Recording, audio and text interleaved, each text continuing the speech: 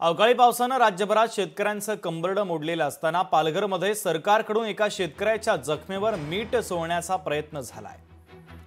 नुकसान भरपाई म्हणून एका शेतकऱ्याला बँकेच्या खात्यामध्ये सरकारकडून फक्त ₹2.30 जमा करण्यात आल्यानं या शेतकऱ्यानं संताप व्यक्त केला।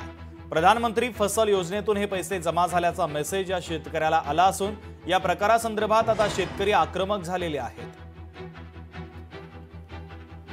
31 तारखेला एक मेसेज आला मला का ते ₹2.30 मला मिळालं, म्हणजे ते माझ्या बँकेत। तर ते फार कमी पैसे येते ना, ते काय आम्ही काय करायचं दिलं, म्हणजे काय पैसे दिलं ते मला काही माहीत नाही मला, पण पंतप्रधान विमा योजना आहे ना, त्याचं ते पैसे मिळाले मला ना। आमची फार नुकसान झाले, म्हणजे भाताचं भात हे सगळं खराब झाले बघा। हे काय नाही, यात काय आहे काय याच्यात सर? तुमची काय मागणी असेल सरकारकडे? आता फक्त आम्हाला चांगला विमा द्या किंवा नुकसान भरपाई द्या, काहीतरी करा फक्त। लोकशाही मराठी ऐका, पहा, जागरूक रहा।